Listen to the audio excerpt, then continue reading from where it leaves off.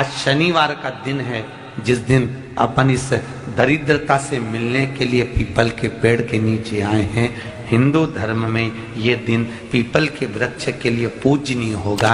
जो भी शनिवार के दिन पीपल के वृक्ष की पूजन करेगा, दूध चढ़ाएगा या मिष्ठान का भोग लगाएगा, लक्ष्मी और नारायण उसके घर में प्रवेश कर जाएगा। लक्ष्मी और नारायण उसके घर में प्रवेश करेगा। इसलिए नियम बनाया। कौन से दिन? शनिवार। लक्ष्मी जी बोली, नारायण आपने तो एक दिन का वार लिख दिया। शंकर जी ने 7 वार बनाए हैं, रविवार, सोमवार, मंगल, बुध, गुरु, शुक्र और शनि। ये शिव जी ने बनाया। अब एक दिन आपने अपना बना लिया, बाकी के दिन अगर कोई इस पीपल के वृक्ष के नीचे आएगा और यहाँ तो दरिद्रता बैठी है, तो उसका क्या होगा? भगवान नारायण बोले, सुन दरिद्रता, तेरे से एक विनती है, अगर कोई भी मनुष्य इस पीपल के पेड़ के नीचे अगर 7 दिन में आता है और उसके हाथ में अगर कोई सामग्री होती है तो तू उसके घर में प्रवेश नहीं करेगी। नियम है पीपल के वृक्ष का, या तो पानी का लोटा लेकर जाओ, कुंकू का चोपड़ा लेकर जाओ, शक्कर लेकर जाओ, या पेड़ के नीचे चींटी को डालने के लिए आटा ले जाओ, पर खाली हाथ पीपल के वृक्ष के नीचे कभी मत जाओ, कभी नहीं जाओ। खाली हाथ जाओगे तो दरिद्रता तुम्हारे घर में प्रवेश करेगी। दरिद्रता उठकर खड़ी होकर बोली, नारायण तुमने अपनी मनमानी करी है, एक दिन मुझे भी मेरा चाहिए। भगवान ने कहा, बोल कौन सा दिन चाहिए? दरिद्रता कहती है, रविवार के दिन इस पीपल के वृक्ष के नीचे मैं दिन भर नृत्य करूं, इसमें रहूं, और जो यहाँ आए रविवार को मैं उसके घर में प्रवेश करूं। भगवान ने कहा, ठीक है। दरिद्रता, रविवार का दिन एक ऐसा दिन रहेगा जिस दिन तू इस पीपल के वृक्ष के नीचे नृत्य करेगी, और जो आएगा इस पीपल के वृक्ष के नीचे तो उसके साथ प्रवेश करेगी। मैंने तुझे वर दिया। इसलिए हमारे यहाँ केवल पीपल का वृक्ष अगर दीवार में भी लग जाता है ना, किसी की फैक्ट्री की दीवार में, किसी के घर की दीवार में पीपल का वृक्ष अगर लग जाता है, पीपल का पौधा लग जाता है, उसको कितना भी तोड़ लो वो वापिस लग जाएगा। फिर तोड़ोगे फिर लग जाएगा। अगर पीपल के पौधे को तोड़ना है तो केवल रविवार का दिन एक नींबू, एक मिर्ची और बमूल का कांटा, ये 3 चीजें रखने के बाद में आधे घंटे बाद रविवार के दिन पीपल के पेड़ को उखाड़ कर फेंक दो। दूसरी बार कभी पीपल दीवार में लगता ही नहीं, कभी नहीं लग सकता। केवल एक रविवार का, केवल एक संडे, इतवार का। घर में दीवारों पर अगर पीपल लग भी गया है, इसलिए पीपल के वृक्ष को उखाड़ने का, अगर घर में पीपल लगा हुआ है या पीपल का पौधा हमारे घर में लग गया, उसको उतारना, निकालना, लगाना, तो पीपल के वृक्ष को अगर निकाला जाता है तो रविवार के दिन, और अगर पीपल के वृक्ष को कहीं लगाया जाता है तो सोमवार के दिन या मंगलवार के दिन, बुधवार के दिन, इन दिनों में लगा सकते पीपल के वृक्ष कहीं लगाना। शनिवार का दिन एक ऐसा दिन होता है जिस दिन पीपल के वृक्ष को कहीं जाकर लगाया नहीं जाता, क्योंकि शनिवार के दिन पीपल के वृक्ष के नीचे लक्ष्मी रहती है। हम अपने हाथों से अगर पीपल का वृक्ष किसी दूसरी जगह पर शनिवार को रोपित करते हैं तो हमारे घर की लक्ष्मी अपने घर से छिन्न होकर चली जाती है। इसलिए शनिवार के दिन पीपल लगाया नहीं जाता, किसी के घर जाकर उसको वापस पलटा नहीं जाता। लग गया उसको डाल। प्रभु मेरी धर्म पत्नी को कहाँ रखूं आप बताओ? वो तो जहां यज्ञ होता है, अनुष्ठान होता है, दान होता है, पुण्य होता है, सत्कर्म होता है, वहां जाने को तैयार नहीं। अब करूं क्या? भगवान ने बोला, एक काम करो। दुर्वासा जी बोले, जिसके यहाँ रात्रि में बर्तन झूठे पड़े रहते हो, उसके घर में इस दरिद्रता को लेकर तुम प्रवेश कर जाना। जिसके यहाँ रात्रि में बर्तन झूठे पड़े हो, वहां लेकर प्रवेश कर जाओ। दूसरी जगह दुर्वासा जी बोले, जो स्त्री घर में दोपहर के समय पर सो रही हो, उसके घर में इसको लेकर प्रवेश कर जाइए। जो स्त्री दोपहर के समय में घर पर सो रही हो, इस दरिद्रता को लेकर प्रवेश कर जाइए। तीसरा, जिसके यहाँ पर दरवाजे पर कांटे वाले पौधे लगे हों, उस घर में इस दरिद्रता को लेकर प्रवेश कर जाइए। दरिद्रता, कितनी सुंदर बात कही है। दाता और विधाता, कौन कौन? दाता और विधाता। लक्ष्मी और दरिद्रता के सगे भाई हैं। कौन कौन? दाता और विधाता। दाता को फिटकरी प्रिय है, विधाता को नमक प्रिय है। ये दोनों हमेशा लक्ष्मी को और दरिद्रता को दोनों को समझाते थे, दोनों में प्रेम बढ़ाते थे। आज भी हिंदू धर्म की रीति है, यहां तो ठीक है, जिसके यहां पर भी अगर थोड़ी सी भी परेशानी होती है, थोड़ा सा क्लेश होता है, अशांति होती है, लक्ष्मी नहीं दिख रही हो, काम नहीं बन रहे हो, बहुत प्रयास करा जा रहा हो और हमारा कार्य नहीं होता, तो क्या करते हैं? फिटकरी और नमक को पानी में डाल देते हैं और घर में पोछा लगा देते हैं। आप लोगों ने आजकल फेसबुक पे भी पढ़ा होगा, व्हाट्सएप पे भी पढ़ा होगा। तो क्यों लिखा उसमें? उसका कारण ही केवल इतना है कि दाता और विधाता की प्रियता उसमें।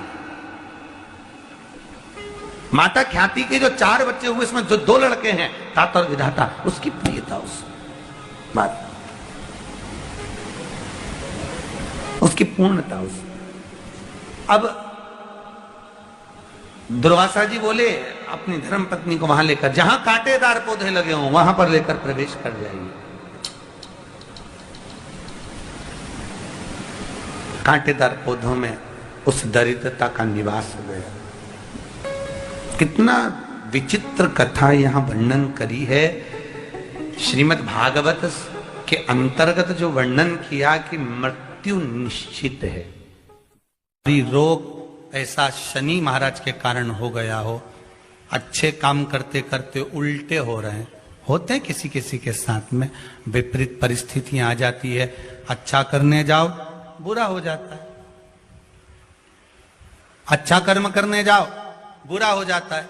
तो पीपल के वृक्ष की जो छाल होती है, छाल देखिए, पीपल के वृक्ष में जो छाल लगी होती है, उस छाल को घिसकर चंदन बनाकर भगवान शंकर का स्नान कराकर, अभिषेक कराकर, पूजन कराने के बाद में पिपलेश्वर महादेव का नाम लेकर, कौन से महादेव?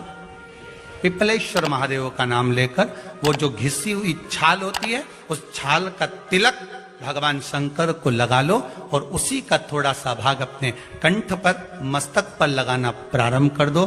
धीरे धीरे जो विपरीत दशा है वो सुधरना प्रारंभ हो जाती है। पर नाम याद रखना, पिपलेश्वर। काशी में जो शिव जी की स्थापना कौन ने करी? काशी में जो शंकर भगवान बैठे उनकी स्थापना करी थी शनि महाराज ने। किसने करी थी? शनि महाराज ने।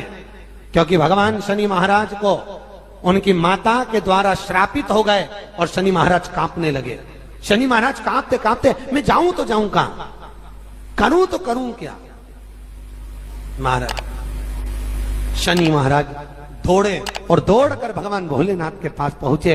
हे शंकर, त्रिकालदर्शी, कैलाशी, अविनाशी, कृपा करिए बाबा भोलेनाथ, कृपा करो। क्योंकि दुनिया में 33 करोड़ देवी देवता हैं जिनको शनि लग सकता है, केवल एक किसको छोड़कर?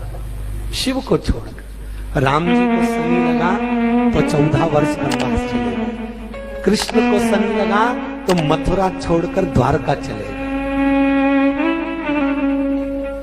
शनि लगा। हनुमान जी को शनि लगा तो गुफा में बैठकर राम राम जपना पड़ा। शनि सबको लगता है, केवल शनि नहीं लगता तो एक मेरे महादेव को, मेरे भोले बाबा को नहीं लगता। शंकर के पास में शनि आ गए। शनि ने आकर कहा, भोलेनाथ कृपा करिए बाबा, मैं बड़ा कष्ट में हूं, मैं करूं क्या? बाबा भोलेनाथ ने कहा, जा गंगा जी के तट पर काशी में जाकर एक शिवलिंग की स्थापना कर, उसकी आराधना कर और तेरा शरीर ठीक हो जाएगा, कष्ट नहीं भोगेगा। शनि महाराज ने काशी में जाकर शिव जी की स्थापना करी। आज भी नियम है, जिसको शनि लग जाता है एक काजल की डिब्बी ले लो और काजल की डिब्बी को 21 बार उतार कर उसको एकांत में जाकर, जंगल आदि में एकांत में किसी पेड़ के नीचे इतना सा खड्डा खोद कर उसमें काजल की डिब्बी को डाल दो और मिट्टी से पूर दो, उस व्यक्ति का शनि समाप्त हो जाता है। काशी विश्वनाथ का नाम लेकर काजल की डिब्बी को 21 बार उतार कर अगर काशी विश्वनाथ का नाम लेकर शनि वाले व्यक्ति को अगर पेड़ के नीचे दबा दे, शनि समाप्त, शनि उसको परेशान नहीं कर सकता। काशी कितनी मूलता, उस क्रम को देखिए। भगवान शंकर पर विश्वास रखकर एक एक पल, एक एक घड़ी, एक एक समय, एक एक नक्षत्र का शिव महापुराण में वर्णन है। यहां तक शास्त्र कहता है कि पीपल के वृक्ष की जब भगवान शिव रचना करे, पीपल के वृक्ष की जब रचना करी गई तो उस पीपल के वृक्ष में भी कौन सा समय किसका है, ये शिव महापुराण वर्णन करती है। सुबह 4 बजे से लेकर 7:30 बजे तक पीपल के वृक्ष में ब्रह्मा जी का वासा होता है। 7:30 बजे से लेकर 10:30 पौने 11 बजे तक पीपल के वृक्ष में भगवान विष्णु का वासा होता है। 10:30 बजे से लेकर पीपल के वृक्ष में 11:30 बजे तक पितरों का वासा होता है। 11:30 बजे से लेकर 12:30 बजे तक पीपल के वृक्ष में आहूतों का वासा होता है। 12:30 बजे से लेकर शाम को 4 बजे तक पीपल के वृक्ष में वासुकों का वासा होता है। 4 बजे से लेकर शाम को 7:30 बजे तक पीपल के वृक्ष में शंकर का वासा होता है। 7:30 बजे से लेकर 9:30 बजे तक पीपल के वृक्ष में कुबेर का वासा होता है। 9:30 बजे से लेकर फिर कुबेर के वृक्ष में अन्य देवों का वासा चालू हो जाता है। इसलिए हमारा हिंदू धर्म कहता है, हमारे शास्त्र कहते हैं कि पीपल के वृक्ष को जब पूजा जाता है, पीपल के वृक्ष की जब पूजन करी जाती है तो सुबह 10:30, 11, ज्यादा से ज्यादा 11:30, ज्यादा से ज्यादा 12, उसके पहले पीपल के वृक्ष की पूजन कर लेना चाहिए। रात को कुबेर का वासा होता है, इसलिए पीपल के वृक्ष में दीपावली के दिन रात्रि को 8:30 बजे से लेकर 9:30 बजे के बीच में जो पीपल के वृक्ष के नीचे घी का दिया लगाता है, उसके घर में कभी संपदा की कमी नहीं आती है, क्योंकि कुबेर स्वयं विराजमान होता है पीपल के वृक्ष के नीचे। क्यों? क्योंकि 11:30 बजे से लेकर 12:30 बजे तक पीपल के वृक्ष में पितरों का वासा रहता है, आहूतों का वासा रहता है, फिर वासुकों का वासा आता है। पितृ किसको कहते हैं? महाराज जो पूरी उम्र लेकर चले गए और उनके भीतर अभिलाषाएं बहुत थी, मैं ये भी करना चाहता हूं, मैं ये भी करना चाहता हूं, वो पितृ हो जाते हैं। आहूत किसको कहते हैं? जिस माता के गर्भ में बच्चा जन्म ले और मर जाए, या 6 महीने का गर्भ धारण करने के बाद अवर्षण हो जाए, जीव पड़ने के बाद 6 महीने के बाद अगर बच्चा गर्भ में भी शांत हो जाता है, कुंवारी अवस्था में शांत हो जाता है, जिसका विवाह नहीं हुआ ऐसा बच्चा जब शांत हो जाता है, अधोगति में कोई मर जाता है, सुसाइड कर एक्सीडेंट में किसी भी रूप में मर जाता है, तो वो आहूत कहलाता है। शनिवार के दिन जो पीपल के वृक्ष में सरसों के तेल का दीप लगाता है, उसको शनि कभी परेशान नहीं करता। एक बात हमेशा ध्यान रखिएगा, मान लो अगर कोई भारी रोग ऐसा शनि महाराज के कारण हो गया हो, अच्छे काम करते करते उल्टे हो रहे हैं, होते हैं किसी किसी के साथ में, विपरीत परिस्थितियां आ जाती है, अच्छा करने जाओ बुरा हो जाता है, अच्छा कर्म करने जाओ बुरा हो जाता है। तो पीपल के वृक्ष की जो छाल होती है, छाल देखिए, पीपल के वृक्ष में जो छाल लगी होती है, उस छाल को घिसकर चंदन बनाकर भगवान शंकर का स्नान कराकर, अभिषेक कराकर, पूजन कराने के बाद में पिपलेश्वर महादेव का नाम लेकर, कौन से महादेव?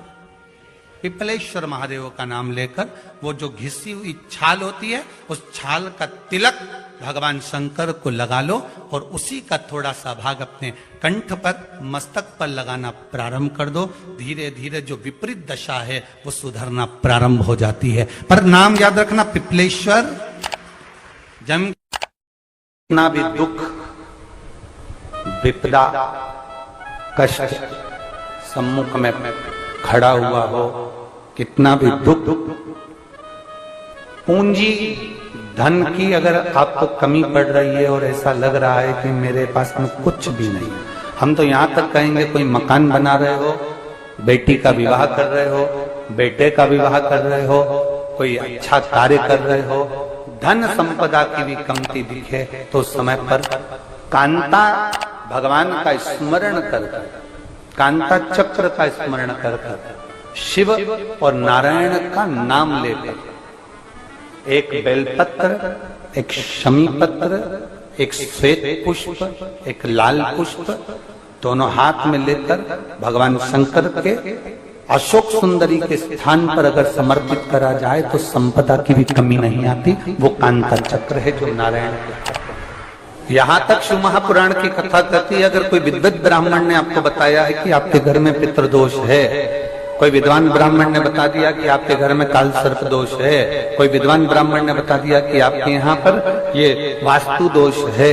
और इस दोष को मिटाना जरूरी है। कोई ने आपको बताया, उस समय पर हमें घबराना नहीं।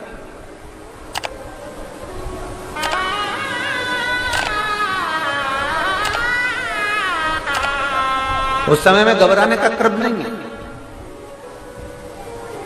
कहते हैं पीपल का जो जल झड़ता है पीपल के वृक्ष से, आप लोगों ने कभी देखा है कि नहीं देखा, वो हमको नहीं मालूम।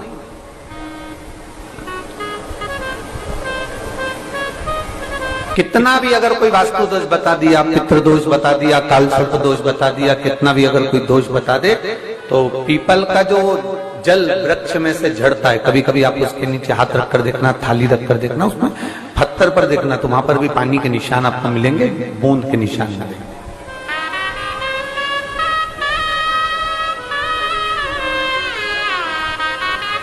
मात्र उस पीपल के वृक्ष के जल की एक बिंदी, एकमात्र बिंदी, शंकर भगवान का जो शिवलिंग है जलाधारी है, चरण है, गणेश कार्तिकेय का स्थान है, अशोक सुंदरी का स्थान है, और प्रत्येक जलाधारी में से पानी बीच में से आकर नीचे की ओर गिरता है, नीचे की ओर गिरता है। आप लोगों के स्मरण में हमने पहले भी बताया कि राइट में किसका स्थान है, गणेश जी का, लेफ्ट में कार्तिकेय, बीच में अशोक सुंदरी। ये क्या है, पार्वती जी का हस्त कमल शिवलिंग, और ऊपर से जो जल एक एक बूंद शंकर जी के शिवलिंग पर गिर रहा है, वो शंकर जी की 5 लड़कियां जया, विषहरा, शामली बारी, दौतली और देव, शंकर जी की 5 लड़कियों एक एक बूंद पानी शिव जी पर गिरा है। जहां जल नीचे गिरता है उस स्थान से जहां तक जल बहकर जा रहा है उस स्थान तक 33 कोटि देवताओं का स्थान, 33 कोटि देवताओं का स्थान। अब जहां पानी आया, जहां नीचे गिरा, उसके बीच में जो स्थान होता है, आप लोगों ने देखा है कि नहीं देखा? जिनने देखा है जरा हाथ उठाओ। ये पानी जैसे यहां तक आया और यहां के बाद नीचे गिरेगा, तब वो नाली के माध्यम से बाहर जाएगा। तो जितनी दूर यहां से वो नीचे की ओर जो गिर रहा है, यहां से वो नीचे की ओर जो पानी जा रहा है, ये जो स्थान होता है, ये हमारे 3 दोषों को निवारण तुरंत कर देता है। एक हमारा पितृदोष, एक हमारा काल सर्प दोष और एक हमारा वास्तु दोष का निवारण ये तुरंत करता है। और ये तो हमने केवल आपको शिव महापुराण के माध्यम से बताया कि ये 3 दोष का निवारण कर देता है, पर यदि कभी आप ध्यान से लिंग पुराण को पढ़ेंगे, आप यदि लिंग पुराण को पढ़ेंगे और गीता प्रेस गोरखपुर की लिंग पुराण को लाकर यदि आप पढ़ते हैं, या गीता प्रेस गोरखपुर की, और आज मेरे भोले बाबा भी जब आप 7 दिन बाद यहाँ से जाएंगे तो निश्चित है मेरा बाबा भी तुमको कुछ ना कुछ देकर जरूर भेजेगा। और तेरी कृपा बिना न हिले एक भी अणु, लेते हैं सांस तेरी कृपा से तनु तनु। बखान क्या करूं मैं राखों तेरे का, चपटी भभूत में खजाना कुबेर का। हे गंगा मुक्ति ओंकार तू, भोले ओंकार तू, आयु शरण बिहारी शंभु तार तार तू। बखान क्या करूं मैं राखों के ढेर का। आप भी बोलिए साथ में, खान क्या करूं राखों के चपटी बहुत में खजाना हे गंगा मुक्ति का ओंकार तू भोले